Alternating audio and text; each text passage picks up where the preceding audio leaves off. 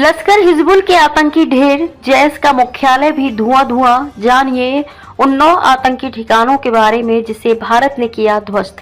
पहलगाम हमले के ठीक 15 दिन बाद भारत ने अपना बदला ले लिया है। बीती रात करीब 1:44 पर भारतीय सेना ने पाकिस्तान और गुलाम जम्मू कश्मीर में आतंकियों के ठिकानों को ध्वस्त कर दिया। ऑपरेशन सिंदूर में 9 आतंकी ठिकाने तबाह। भारतीय सेना के इस बदले का नाम ऑपरेशन सिंदूर दिया गया। भारत ने बहावलपुर में मसूद अजहर के ठिकाने सहित 9 आतंकी ठिकानों पर बमबारी की। सूत्रों ने ANI को बताया कि इंटर सर्विसेज इंटेलिजेंस ISI द्वारा समर्थित लश्कर-ए-तैयबा, जैश-ए-मोहम्मद, हिजबुल मुजाहिदीन जैसे भारत विरोधी आतंकवादी संगठनों के सभी अड्डे इस मिसाइल अटैक में तबाह हो गए। जैश का मुख्यालय ध्वस्त। इन आतंकी संगठनों के कई प्रशिक्षण शिविर, मरकज और लॉन्च पैड वर्तमान में पाक के सैन्य प्रतिष्ठानों के पास ही चलाए जा रहे थे। भारतीय सेना के सटीक हमले के निशाने पर मुरीद में मरकज तैयबा, लश्कर का गढ़ और बहावलपुर में मरकज सुभान अल्लाह, जैश का मुख्यालय दोनों थे।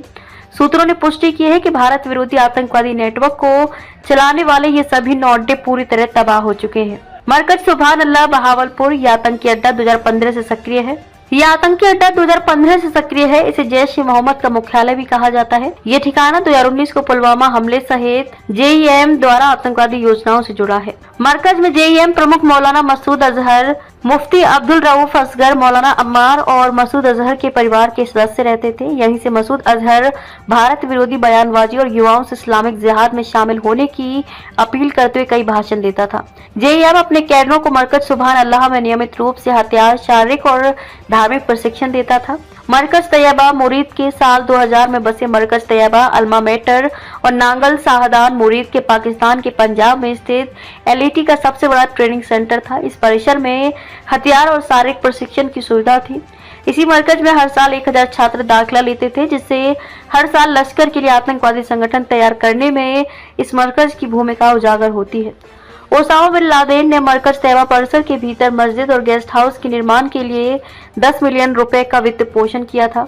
सरजाल तेहरा कला पाकिस्तान के पंजाब में नरोवाल जिले के सकरगढ़ तहसील में बसा से अड्डा जम्मू कश्मीर में आतंकवादियों की घुसपैठ के लिए जैश-ए-मोहम्मद का मुख्य प्रक्षेपण केंद्र है। जैश-ए-मोहम्मद आतंकवादी मोहम्मद अदनान अली उर्फ डॉक्टर और कासिम जान नियमित रूप से इस जगह का दौरा करते थे।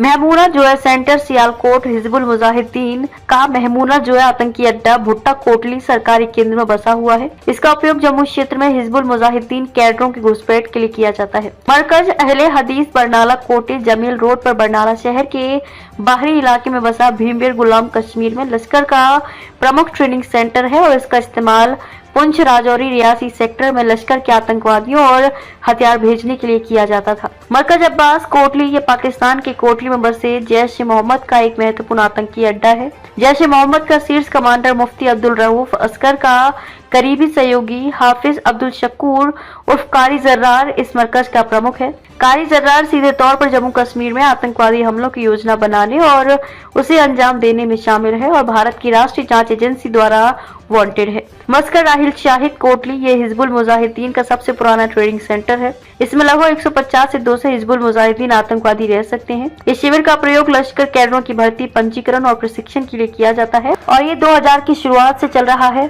मरकज सैयदना बिलाल, ये गुलाम कश्मीर में जैश का मुख्य केंद्र है जो मुजफ्फराबाद में लाल किले के सामने बसा है।